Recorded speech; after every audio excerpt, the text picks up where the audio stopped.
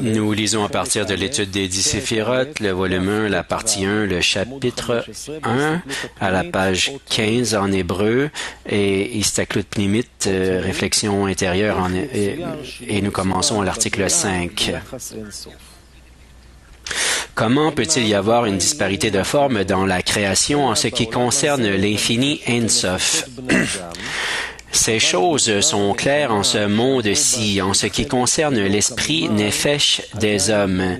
Mais l'âme Neshama, dont les sages ont dit qu'elle est une partie de la divinité, la façon dont elle se différencie du divin, au point où nous pouvons l'appeler une partie divine, n'est pas encore claire.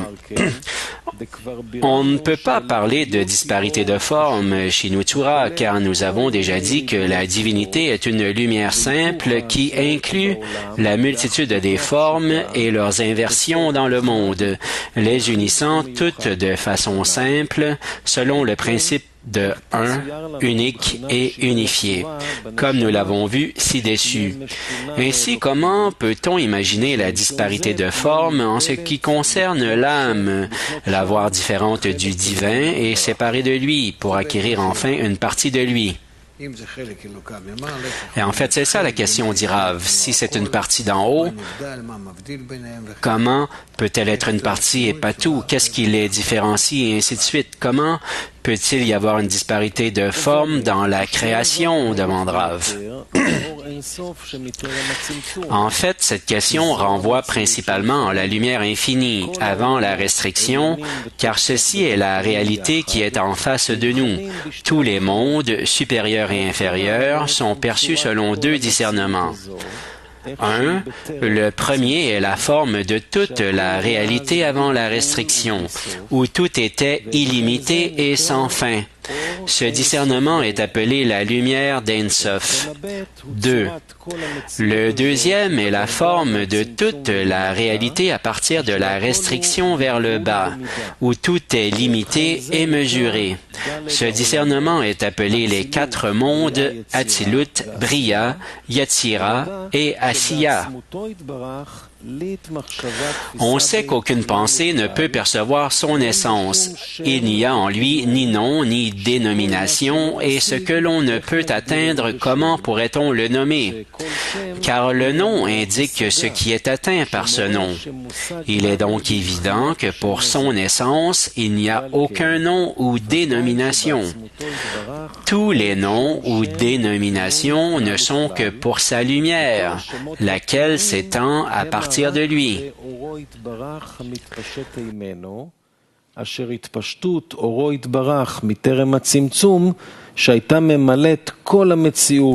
L'expansion de la lumière avant la restriction qui remplissait toute la réalité sans limite ni fin est appelée Ein Sof, infini. Et selon cela, il faut comprendre pourquoi la lumière d'Ein Sof est définie en soi. Elle sort de son essence et nous pouvons donc la définir par un nom, comme nous l'avons dit à propos de l'âme, Neshama.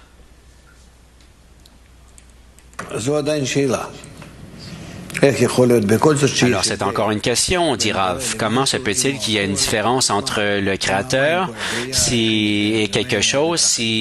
Qu'en est-il de toute la création? Comment se sépare-t-elle et dérive-t-elle de lui? Comment peut-il y avoir une différence entre différentes parties de la création? Quel est le principe à l'œuvre ici? Clarification à propos de ce qu'ont dit les sages. Le travail et l'effort ont été préparés pour la récompense des âmes, car celui qui mange ce qui n'est pas à lui a peur de regarder en face. 6. Pour comprendre quelque peu cette place sublime, nous devons approfondir les choses. Nous allons étudier toute la réalité devant nous et sa raison d'être en général. Quelle est la raison pour laquelle le Créateur a créé cette réalité devant nous, dans tous les mondes, supérieurs et inférieurs? Se pourrait-il qu'il agisse sans raison? En effet, les sages nous ont montré à maintes reprises que tous les mondes n'ont été créés que pour Israël, à condition qu'il y ait observance de la Torah et des mitzvot. Il nous faut comprendre la question des sages à ce propos. Si l'intention de la création des mondes est de faire plaisir aux créatures, alors pourquoi le Créateur a-t-il créé un monde matériel où il y a tant de souffrances et tant de troubles? Sans cela, il aurait pu donner aux âmes autant de plaisir qu'il le voulait. Et pourquoi a-t-il conduit l'âme vers un corps à la fois vil et aussi souillé? Ils ont répondu que celui qui mange ce qui n'est pas à lui a peur de regarder en face. C'est-à-dire qu'en tout cadeau, il y a l'inconvénient de la honte. Et pour épargner à l'âme cet inconvénient, il a donc créé ce monde où il y a la réalité du travail et ils pourront jouir plus tard de leur travail. Ainsi, ils reçoivent un salaire pour leurs efforts et ils évitent le sentiment de honte.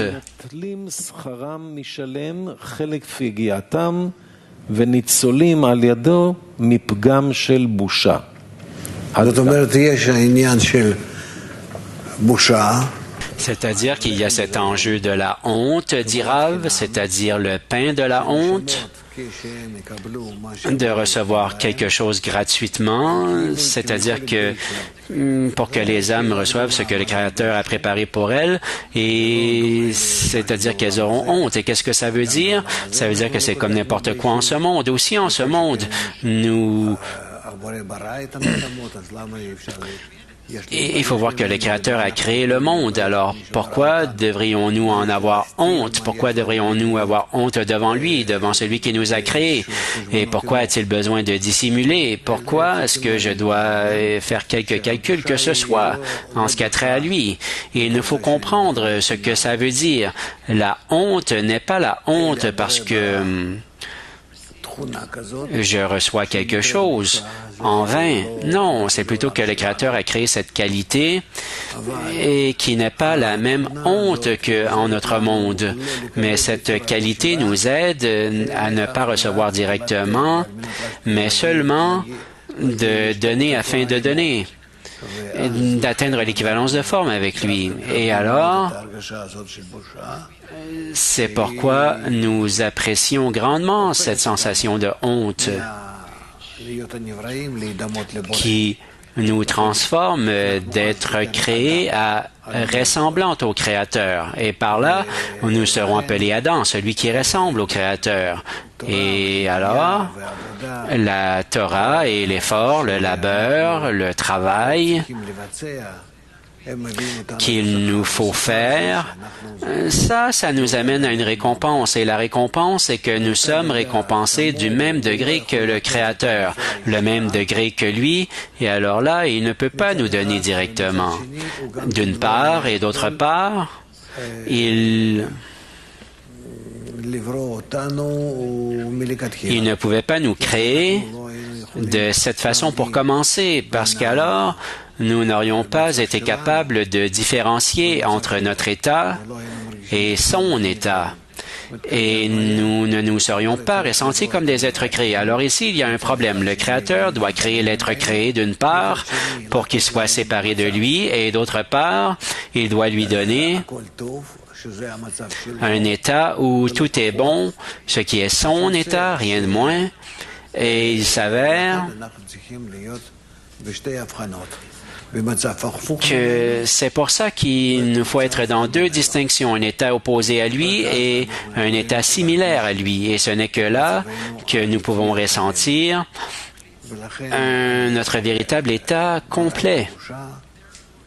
Et par conséquent, il a créé la honte et tous les mondes et les degrés pour que nous soyons capables de nous élever et d'en venir à une équivalence de forme avec lui. Alors, continuons maintenant un peu plus et ça va se clarifier pour nous. Article 7. Quel est le rapport entre les 70 ans de travail et le plaisir éternel, puisqu'il n'y a pas de cadeau plus gratuit que celui-là? Mais c'est ça la question, dit Rav. Et c'est très fort. Ce titre est très...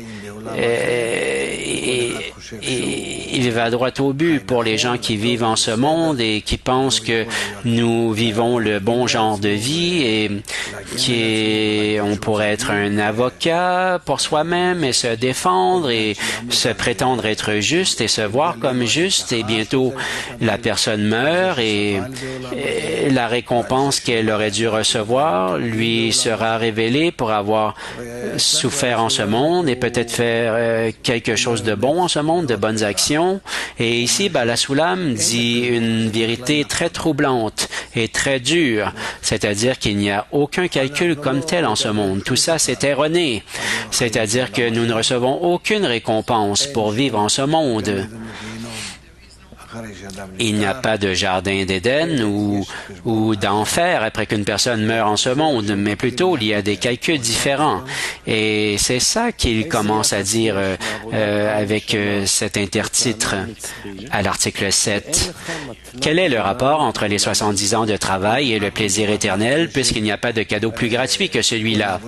Alors, dit Rav, ici, nous disons que tout notre travail, c'est de ne pas avoir un cadeau gratuit, il faut recevoir ce que nous avons gagné. Et ça nous fait passer du degré du Créateur au degré d'Adam, d'être humain. Et 70 travail en ce monde, par là, on ne gagne rien. Et basé sur quoi? Pour être comme toute autre bête, alors on souffre un peu, simplement pour se satisfaire soi-même. Alors vas-y, continue la lecture. Ces paroles des sages sont déroutantes et déconcertantes. Tout d'abord, c'est surprenant car l'essence de notre propension et de notre prière est de nous épargner un cadeau reçu gratuitement. Les sages disent que le trésor d'un cadeau reçu gratuitement est préparé seulement pour les plus grandes âmes de ce monde. Cette réponse des sages est très déroutante. Ils disent que dans ce cadeau gratuit, il y a un grand manque, c'est-à-dire la honte que ressent celui qui reçoit un cadeau gratuit. Et pour compléter cela, le Créateur a créé ce monde où il y a la réalité du travail et des efforts, pour que dans le monde à venir, on reçoive une récompense pour les efforts et le travail accompli. Cette réponse est très étonnante. Cela ressemble à une personne qui dit à une autre « Travaille avec moi un instant et je te donnerai en contrepartie tous les plaisirs du monde pour toute ta vie. »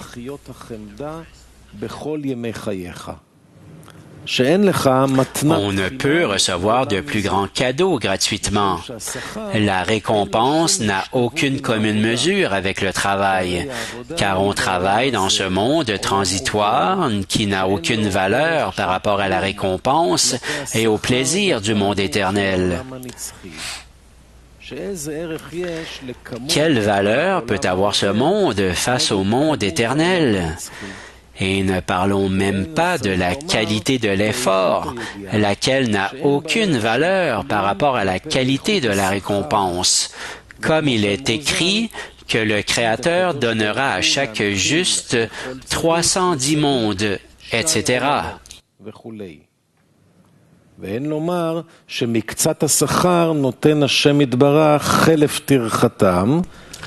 On ne peut pas dire que le Créateur donne une partie de la récompense pour le travail et le reste comme un cadeau à faire gratuitement. Car à la fin, quelle utilité y aurait-il ici s'il y avait toujours le défaut de la honte pour le reste du cadeau? Il ne faut donc pas prendre ces mots des sages au pied de la lettre, car il existe là une intention profonde. C'est-à-dire, dit Rav, que peu importe ce que nous faisons en ce monde pendant les 70, 80, 90, aujourd'hui nous parlons même de 100 ans, ça ne nous aidera en rien. La vie en ce monde, ça ne nous donne aucune récompense et il n'y a pas de récompense comme les gens pensent dans les religions, par exemple, ou les différentes foi. En fait, les gens, même les gens qui ne sont pas religieux, ils pensent tous qu'après qu'une personne meurt en ce monde, il y a quelque chose qui l'attend, mais il n'y a rien qui ne t'attend. Plutôt, Comme nous avons un cadeau d'une bête qui est tuer et ensuite manger. C'est comme le Balasulam qui dit, je me moque d'où ils enterreront mon paquet d'os, parce qu'ici tout pourrit en ce monde, et ce que nous n'atteignons pas en ce monde, dans les intentions et dans les actions afin de donner, ça veut dire qu'une personne n'a pas d'âme. Elle n'a que quelque chose qui s'appelle qui ne fait que raviver le corps jusqu'à ce qu'il parte. Et par conséquent, il n'y a pas de connexion entre notre vie et la récompense qu'une personne pense mériter. Mais plutôt, la récompense ne peut venir que si nous purifions nos récipients, notre désir de recevoir pour qu'ils soient afin de donner comme résultat de la lumière qui corrige. Et là, nous atteignons une certaine adhésion avec le Créateur. Et par conséquent, cette partie est une partie très forte et très puissante. Et ici, peu importe ce qui vient ici, je le vois chez certaines personnes qui ont compris ce qui est écrit ici sans que je leur dise, et ils reçoivent de tels frissons et en fait un tel choc, parce que quelle corrélation peut-il y avoir entre le travail des 70 ans en ce monde et le travail éternel s'il n'y a pas de plus grand cadeau gratuit que celui-là? C'est très... il est très rusé, Balasulam, la façon dont il en parle, mais néanmoins, il y touche, il l'aborde, parce que les gens avaient peur d'en parler ou s'empêchaient d'en parler. D'accord? Alors, vous comprenez déjà. Alors maintenant, poursuivons la lecture. Ah, Nive, qu'est-ce qui se passe-t-il avec toi? Ah, il est déjà un ange. En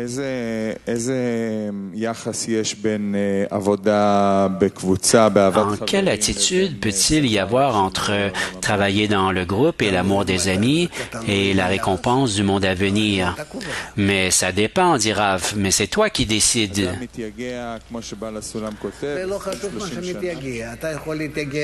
Mais une personne travaille et peu importe les efforts que tu fais, dit Rav, tu pourrais faire des efforts pendant 1 millier d'années. La question, c'est as-tu atteint, oui ou non?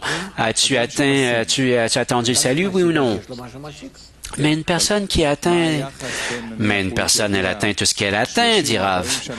Mais c'est quoi l'attitude entre, disons, le labeur et 15 et 20 ans de labeur en ce monde? Mais un labeur dans quoi? Vis-à-vis de quoi? Mais avec la Kabbale, l'amour des amis, attirer la lumière qui corrige, alors atteindre les qualités du don, dit Rav. Mais c'est quoi la comparaison entre le labeur qu'il fait et le monde éternel? Mais tant qu'il travaille en ce monde, c'est ce qu'il a, et ensuite il a des incarnations à la fois dans cette vie et dans d'autres formes, dit Rav. Mais il atteint quelque chose pendant cette existence en ce monde, et dans tout ce en quoi il s'engage, il a là quelque chose. Il a déjà acquis certaines qualités de don. Et même s'il n'a pas atteint sa véritable réalisation, néanmoins, il a investi des forces afin d'obtenir la qualité du don. Il a investi des forces afin d'en venir d'une certaine façon à aimer son prochain comme soi-même, et à partir de là, d'aimer le Créateur comme soi-même. Et maintenant, vous avez déjà, comment dire, vous avez déjà investi, peu importe si vous avez réussi ou non, mais une personne s'est réalisée dans tout ce qu'elle pouvait, en tout ce en quoi elle pouvait se réaliser. Alors, une personne fait des efforts et elle n'atteint pas. Mais il y a toujours des calculs, dit Rav, toujours. Parce que l'effort qu'une personne investit, elle l'a investi et elle l'a fait cet effort. Mais en fait, elle meurt mais ne sait jamais exactement ce que va être sa récompense spirituelle, c'est-à-dire quel degré spirituel elle a atteint. Parce que ça, c'est dissimulé à ses yeux. Alors, elle ne sera pas, n'en tirera pas de fierté afin de ne pas défier du chemin. Alors, il y a plusieurs calculs, mais elle a investi elle a déjà quelque chose. Mais alors, qu'est-ce qu'elle a? Elle est morte. Mais qui est mort? Demande Rav. Mais la personne, ce n'est pas un homme, c'est la bête qui meurt, c'est un animal. Alors disons que l'animal est mort, mais c'est la partie animale de lui, de l'homme qui meurt. Mais la personne n'a pas d'âme, n'a pas de neshama, n'a rien atteint afin de donner. OK, disons que ça arrive ainsi. Mais qu'a-t-il alors? Mais une certaine forme de nefesh et de ruach, dit Rav. Mais pourquoi il n'a rien atteint dans cette vie? Non, ça veut dire qu'à partir de ce qu'il comprend, un bébé ne comprend pas que ça lui est donné. Mais lorsqu'il grandit, dit Rav, à partir d'un certain âge, à partir d'un certain niveau de vie, de sensation de la vie, alors là, il comprend qu'il est en vie, mais c'est fautif. Je ne comprends pas. Une personne a fait des efforts, elle n'a rien atteint et elle est morte. C'est-à-dire qu'elle n'a rien atteint, c'est-à-dire qu'elle n'a rien atteint en cette vie, dira. Ça ne veut pas dire qu'elle n'a rien atteint du tout, parce qu'on ne lui a pas donné, peut-être on ne lui a pas donné pendant cette vie. Mais alors, après qu'il meurt, il l'obtient? Oui, dit Rav. Tu ne comprends pas comment ça fonctionne, tu ne connais pas tout. Mais peut-être qu'on pourrait l'expliquer. Qu'est-ce que tu n'atteins pas? Tu atteins dans ton corps, tu as ce que tu as, mais sinon tu ne l'as pas. Et oui et non, dit Rav. Il y a des gens qui reçoivent une révélation dans des kilim spirituels, même en ce monde, lorsqu'ils quittent leur corps et dans le revêtement de ce corps bestial, et certaines personnes ne l'obtiennent pas pour différentes raisons. Peut-être que ça va les empêcher d'avancer, peut-être que ils attendent et ils sont en attente pour recevoir d'autres parties de leur âme qui n'ont pas pu les rejoindre. Il y a différents calculs. Alors, on ne va pas tout rechercher comme si c'était aussi simple que toi, tu penses. Il te pense que tu comprendrais quelque chose. Alors cette même personne, elle meurt, alors qu'arrive-t-il d'elle? Si son temps est venu, son heure est venue, dit Rav, si son corps, son corps matériel s'est purifié, alors là, il obtient ce qu'il a atteint. Et sinon, mais pas encore, et il est toujours en attente, et il attend la sentence des âmes. Tout ça, ça s'accumule, mais ce n'est pas le point que nous devrions aborder ici. Le point, c'est que comme les gens le pensent, que après leur existence bestiale en ce monde, qu'ils ont un bénéfice spirituel de ça, non, ils avancent aussi, mais il n'y a rien qui ne fait que passer comme ça, même les animaux, tout, mais ce n'est pas qu'une personne s'attend à avoir le jardin d'Éden ou quoi que ce soit et que tout ça, ça l'attend. Non, parce que les kilim de dons, il ne les a pas atteints, il n'était pas attiré vers cela, d'accord? Mais ce n'est pas à toi, tu es attiré vers des kilim de dons, tu es déjà là. D'accord?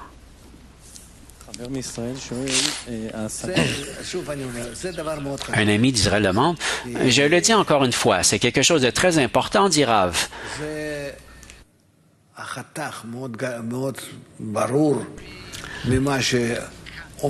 C'est une séparation très claire entre ce que la religion dit et la sagesse de la Kabbale dit. C'est une séparation complète.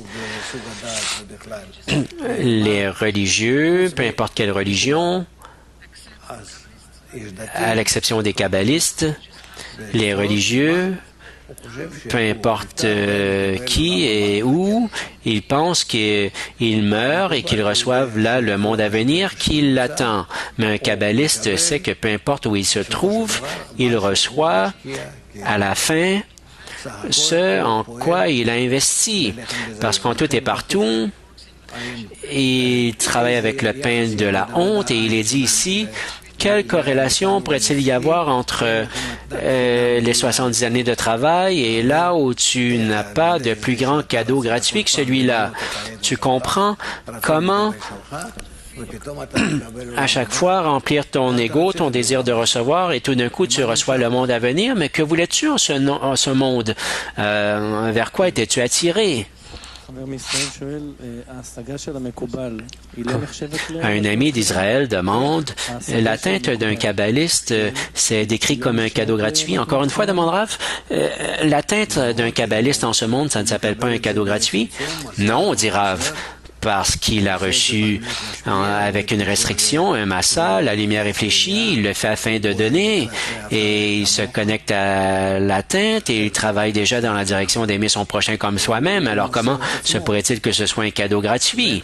Il se consacre, se dévoue, il se libère. Alors ce n'est pas gratuit. Si c'est afin de donner, tu paies pour. Ce n'est pas gratuit. Avec le massa, la lumière réfléchie, en donnant, en aimant, c'est ça ta paix. Et pourquoi? Pour l'adhésion avec le Créateur. D'accord?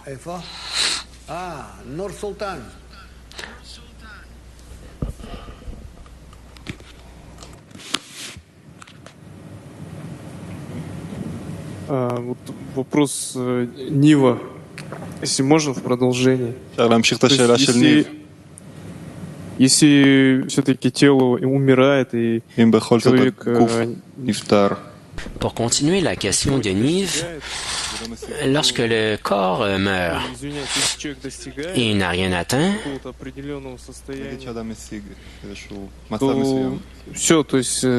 disons qu'une personne a atteint quelque chose.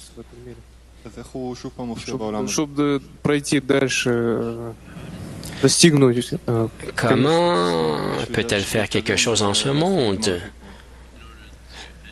afin d'avancer et vers Gmartikun? Ça, c'est une question de la sentence des âmes, dit Rav. Tu ne peux pas comprendre ça. Les âmes se connectent aussi entre elles et se redivisent et se reconnectent et se redivisent et se reconnectent. Ce n'est pas comme tu l'imagines, que ce n'est que les corps qui sont là et qui s'en vont et les âmes demeurent. Et non, dans les âmes aussi, il y a toutes sortes de calculs et de combinaisons. Ce n'est pas à nous de connaître, mais nous parlons d'un seul point ici.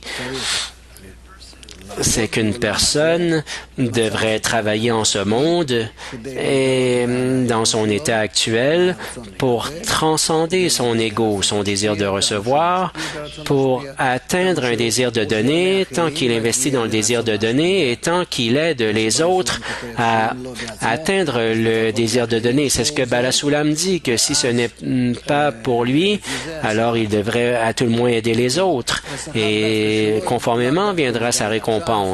Et sa récompense, ce n'est pas nécessairement qu'il le reçoit en ce monde ou après qu'il meurt, que son corps meurt, mais que tout est déjà écrit. Tout est déjà écrit. Mais le principal, c'est de ne pas penser que lorsque on en termine avec notre corps en ce monde, cette vie, nous allons obtenir un certain cadeau et qu'on mérite quelque chose. Non, il n'y a aucun cadeau et tu ne mérites rien. Если вот сейчас человек достиг определенного состояния, тело умерло, все закончено. Alors, si une personne a atteint un certain état, qu'elle meurt et qu'elle s'inclut dans le système, tant qu'elle en est capable. Mais je te dis que tu ne comprends pas encore, tu ne vois rien et tu as une confusion entre ce que tu pensais auparavant et ce qu'on t'a dit à partir de la religion et maintenant ce que tu entends de la sagesse de la Kabbale. Moi, je te dis une seule chose. Une personne qui meurt, elle pense qu'elle va recevoir le jardin d'Éden et toute personne même que tu rencontres dans la rue, mais ce n'est pas le cas. Si tu n'as pas travaillé afin de donner, tu n'obtiendras rien. Bien sûr, elle va se réincarner et avoir une autre occasion, mais une personne qui travaille dans le groupe comme nous le faisons, soit qu'elle reçoit une part en ce monde et ce qu'elle vit en ce monde et ce qu'elle ne vit pas, ou peut-être qu'elle ne reçoit aucune partie parce que maintenant, l'enjeu avec le corps général, c'est la question, c'est avec le corps général de l'âme générale. Et c'est ça qui lui reste. Mais en tous les cas, la mort du corps n'a aucun effet sur l'âme. Alors, s'il vous plaît, continuons la lecture. L'article 8. Toute la réalité émane et a été créée à partir d'une seule pensée, qui est à la fois l'opérateur, l'opération, la réalité de la récompense attendue et l'essence même de l'effort. Avant d'entreprendre une explication de ces choses, il faut comprendre que dans la pensée du Créateur, dans la création des mondes et de la réalité devant nous, les actions n'ont pas été conçues par de nombreuses pensées, comme c'est le cas pour nous, car il est un, unique et unifié. Et comme il est simple, les lumières qui proviennent de lui sont simples et unifiées, sans aucune multiplicité de formes, comme il est écrit, « Mes pensées ne sont pas vos pensées, ni votre chemin, mon chemin. » Vous devez donc comprendre et savoir que tous les noms et appellations, ainsi que tous les mondes, supérieurs et inférieurs, sont tous une seule lumière, simple, unique et unifiée. Chez le Créateur, la lumière qui s'étend, la pensée, l'opération et l'opérateur, et toutes choses que le cœur peut penser et clarifier, sont chez lui une seule et même chose.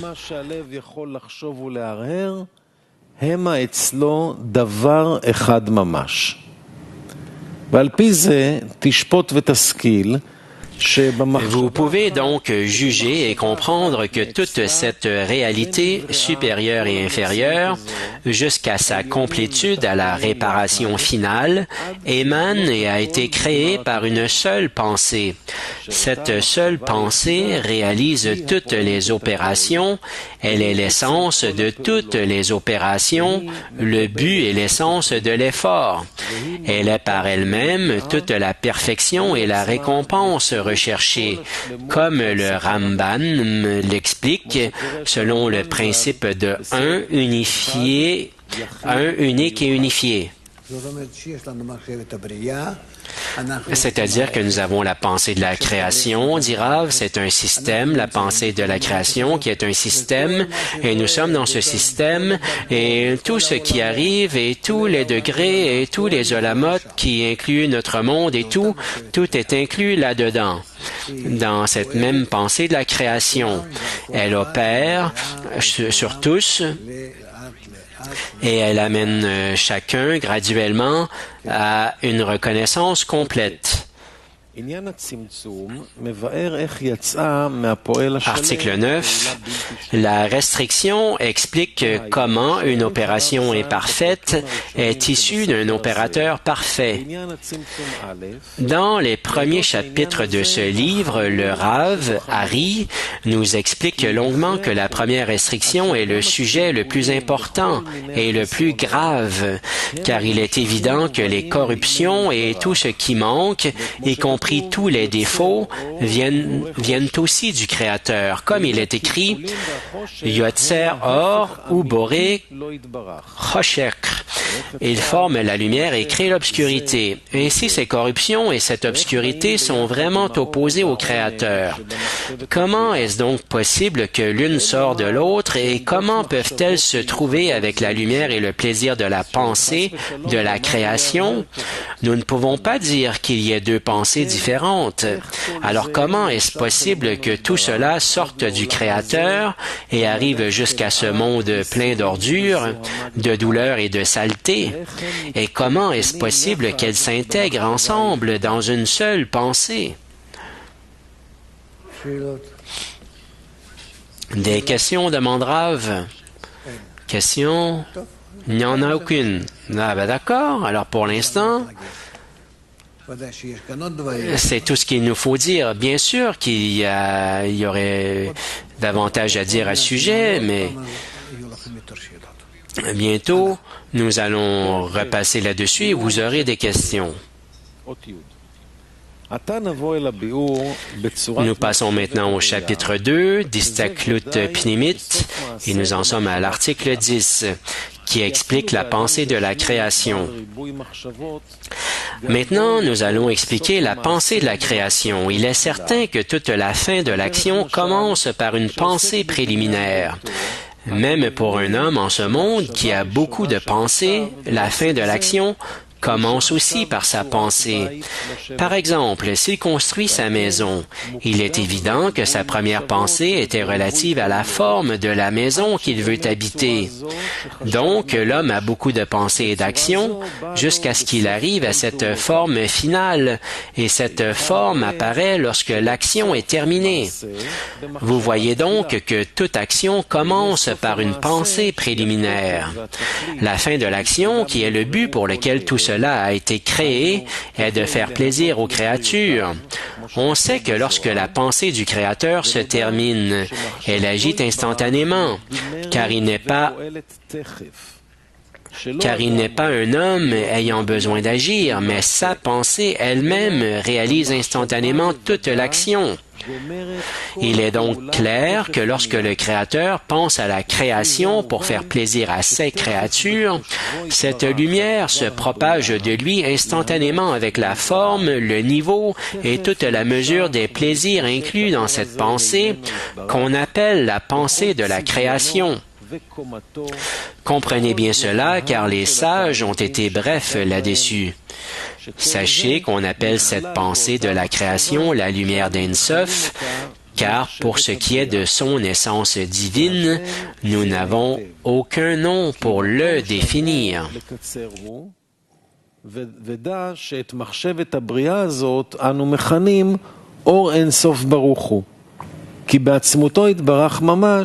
אין לנו שום הגה ומילה להגדירו באיזה שם שהוא, וזכור זאת. אז יש לנו מחשבת הבריאה, היחידה שהיא... Alors nous avons la pensée de la création, la seule qui opère pour recevoir des résultats, et tout est dans cette pensée du Créateur, et c'est là où nous en sommes. Alors s'il vous plaît, poursuivez la lecture. Article 11. Le désir de donner chez l'émanateur engendre nécessairement le désir de recevoir chez l'être émané, qui est le récipient dans lequel l'être émané reçoit son abondance. C'est ce que dit le Rav, qu'au début, la lumière de l'infini remplissait toute la réalité.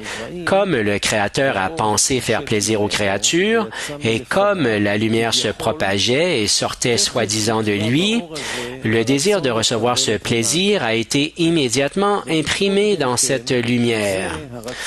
Notez que ce désir est toute la mesure de l'ampleur de la lumière qui se propage, c'est-à-dire que la mesure de sa lumière et de son abondance équivaut à la mesure dans laquelle il veut faire plaisir, ni plus ni moins. L'essence de ce plaisir de recevoir, qui est imprimé dans cette lumière par la force de sa pensée, est appelé le lieu. Makom. Quand on dit par exemple qu'une personne a de la place pour recevoir une livre de pain et qu'une autre personne ne peut pas manger plus d'une demi-livre, de quelle place parle-t-on? On ne parle pas de la taille des intestins, mais de l'amplitude du désir de manger. Vous voyez que la mesure de la place pour recevoir le pain dépend de l'ampleur du désir de manger. C'est encore plus vrai dans la spiritualité où le désir de recevoir l'abondance est le lieu de l'abondance et que l'abondance, la shefa, est mesurée selon l'ampleur du désir. Pas de question, demande Rav. Alors, si le Créateur veut donner ceci, ce plaisir-ci, ce plaisir-là, suivant la quantité et la qualité, il doit créer un désir. Et ce désir, suivant la quantité et la qualité, sera exactement suffisante et prête pour recevoir et absorber cette abondance que le Créateur veut donner. Et par conséquent, son souci, ce n'est pas l'abondance qu'il veut donner, mais le désir pour développer un tel désir dans la créature pour qu'il puisse recevoir cette abondance et s'en réjouir. Article 12. Le désir de recevoir inclus dans la pensée de la création est sorti de son essence par le nom d'Ein Sof. Vous pouvez donc comprendre que la lumière d'Ein Sof est sortie de son essence pour laquelle nous n'avons aucun nom car elle est définie par le nom de lumière d'Ein Sof. Il en est ainsi du fait du discernement précédent que cette lumière inclut le désir de recevoir de son essence, qui est une nouvelle forme qui n'est pas du tout incluse dans son essence, car de qui pourrait-il recevoir? Cette forme est également toute la grandeur de cette lumière. Étudiez bien cela, car on ne peut pas élaborer ici.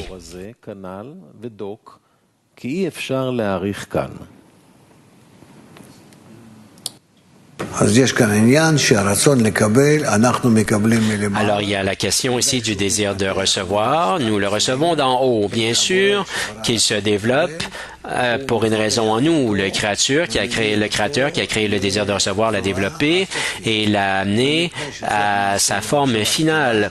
Et parce que la pensée, l'action finale est dans la pensée préliminaire et c'est déjà quel genre de désir de recevoir nous devrions avoir et quel genre de désir de recevoir tout le monde en général nous devrions avoir parce que c'est exactement selon ce manque qui nous a créé pour commencer. Par conséquent, il n'y a rien de nouveau ici. Aucune nouveauté sous le soleil. Mais l'innovation, c'est lorsqu'une personne elle-même essaie d'atteindre le désir de recevoir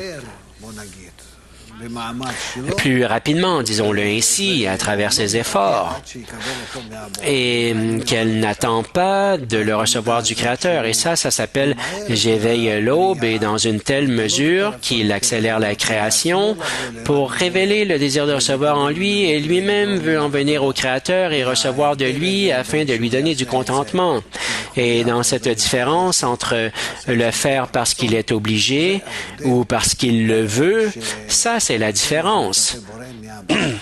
Et c'est pourquoi, c'est ce que le Créateur, c'est ce à quoi il s'attend de la création. Sinon, il n'y a aucun but à la création. Parce que s'il le faisait à travers les désirs de la création elle-même, si une personne n'est pas prête à y mettre du sien, alors quel est le but? C'est le même désir, la même lumière, et la lumière qui va remplir le désir, et il n'y a rien là. Mais plutôt, le Créateur a fait de telles actions, une telle préparation qu'une personne elle-même voudra atteindre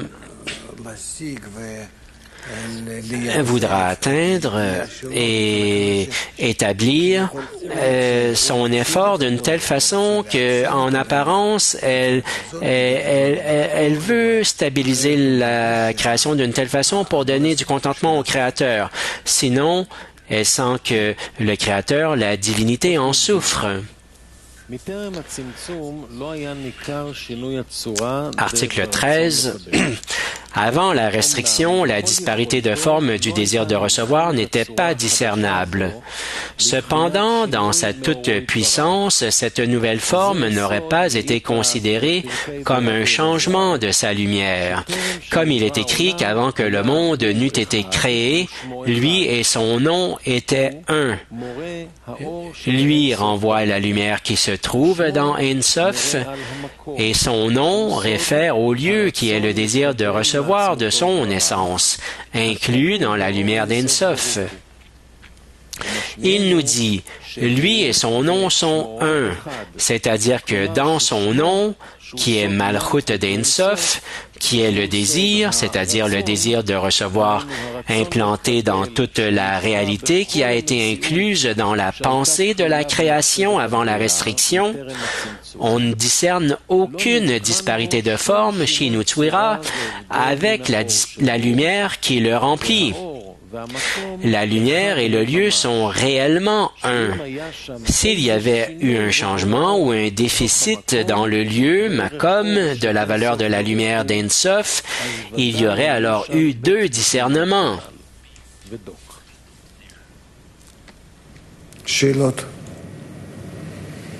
Des questions, demande Rav. Je vois que vous avez une journée difficile. Tout le monde tombe endormi. Alors, s'il te plaît, continue la lecture.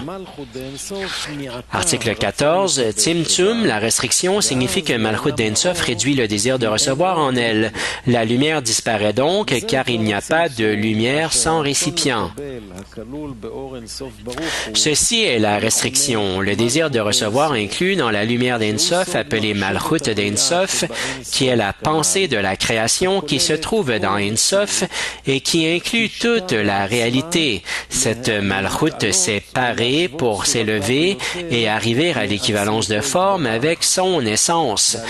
C'est pour cette raison qu'elle réduit son désir de recevoir son abondance dans Brina Dalet, du désir, avec l'intention que par cela, tous les mondes émaneront et seront créés jusqu'à ce monde-ci. De cette façon, le désir de recevoir sera corrigé et reprendra la forme du don, ce qui l'amènera à l'équivalence de forme avec l'émanateur. Voici qu'après avoir réduit son désir de recevoir, la lumière se retire, car nous savons que la lumière dépend du désir, et le désir est l'endroit de la lumière, car il n'y a pas de contrainte dans la spiritualité.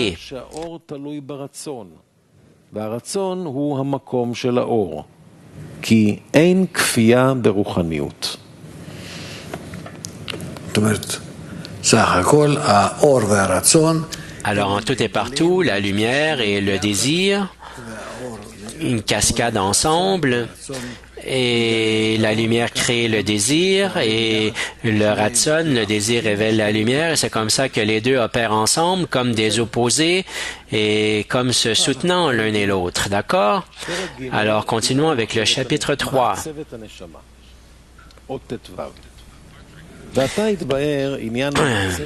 Chapitre 3, explication de l'origine de l'âme. Article 15. Maintenant, on peut expliquer d'où viennent les âmes. On a dit qu'il s'agissait d'une partie divine d'en haut. On a posé la question suivante. Comment l'âme diffère-t-elle de sa lumière simple, de sorte qu'on puisse dire qu'elle est séparée, détachée du tout? Maintenant, il est clair que c'est parce qu'il y a une grande disparité de formes.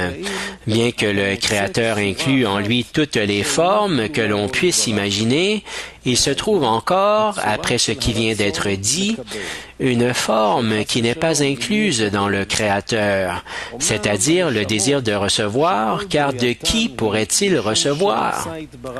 Cependant, les âmes qui ont été créées parce que le Créateur voulait leur donner du plaisir, ce qui est la pensée de la création, ont le désir de recevoir son abondance imprimée en elles. C'est en cela qu'elles diffèrent de lui, car elles ont changé de forme. En effet, l'essence matérielle se divise et diffère par la force du mouvement et de la distance, tandis que l'essence spirituelle se divise et diffère par la disparité de forme. D'après la mesure de la disparité de forme, on peut mesurer la distance entre deux essences. Si la disparité de forme atteint le comble de la contradiction, il se fait une coupure et une séparation totale, à tel point qu'elles ne peuvent plus se nourrir l'une et l'autre, car elles sont alors considérées comme étrangères l'une à l'autre.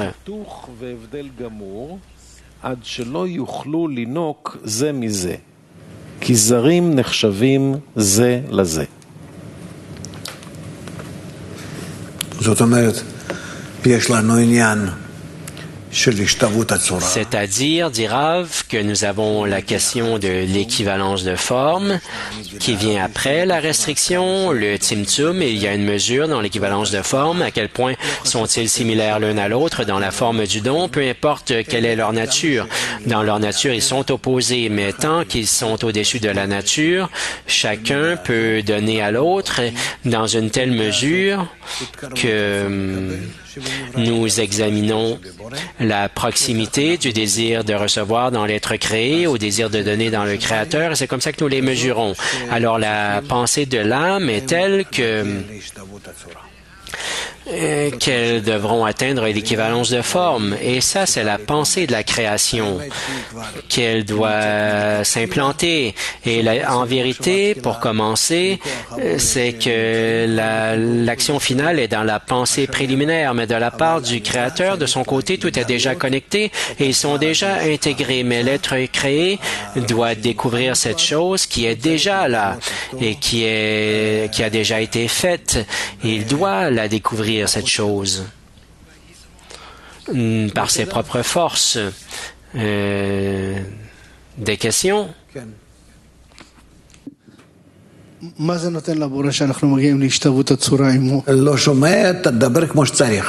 C'est quoi le cadeau que les créateurs on reçoit de lui lorsqu'on atteint l'équivalence de forme?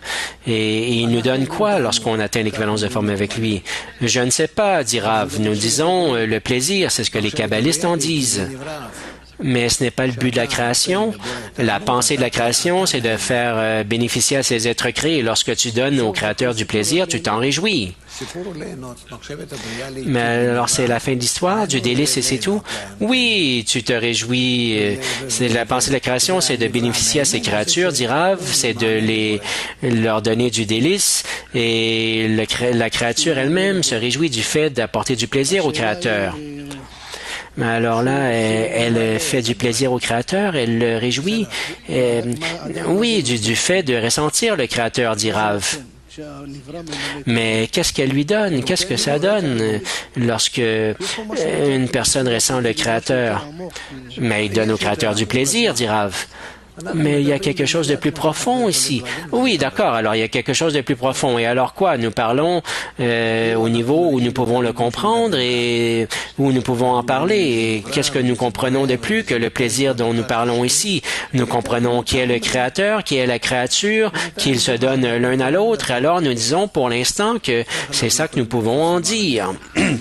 Comment pourrions-nous sauter par-dessus tout ça si nous n'avons aucune atteinte? D'accord? Que voulais-tu, toi?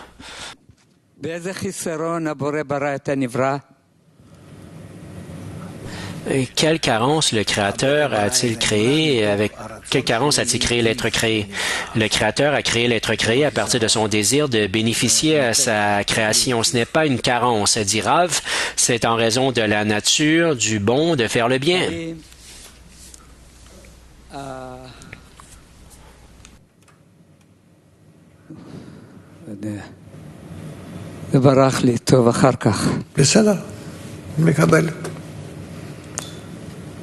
Ah, ça m'a échappé. Ah, d'accord, accepte-le, dit Rav. Nour Sultan.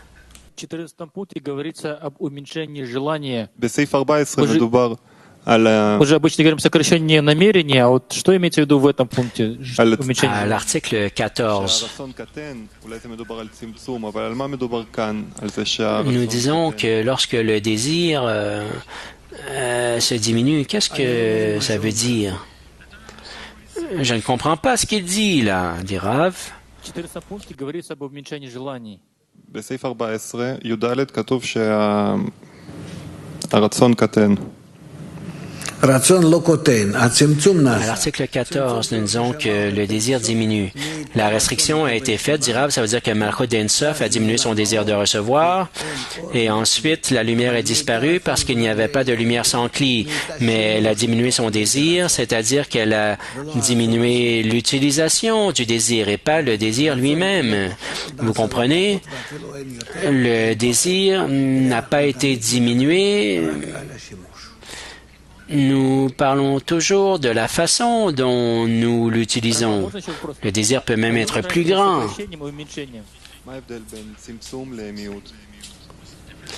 Mais c'est quoi la différence entre une restriction et... Mais parlez clairement et lentement, n'y allez pas si rapidement. Encore une fois, demande Rav. Quelle est la différence entre la restriction et le désir? La restriction, ça veut dire qu'il cesse complètement d'utiliser son désir, dit Rav, et la diminution, ça veut dire qu'il le réduit de quelques quelques degrés de ce qu'il avait auparavant, de 1 à 2, de 2 à 3, de 3 à 4. Il y a une différenciation dans l'utilisation du désir, mais il l'utilise d'une façon réduite ou en ne l'utilisant pas du tout. Et c'est ça la différence. C'est tout? Où en sommes-nous?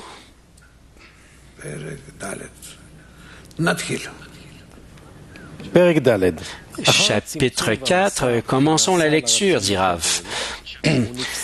Chapitre 4. Après la restriction et que l'écran eût été placé sur le désir de recevoir, il cesse d'être un récipient de réception, il sort du système sacré, la lumière réfléchie sert de récipient de réception à sa place, et le récipient du désir de recevoir est remis au système d'impureté.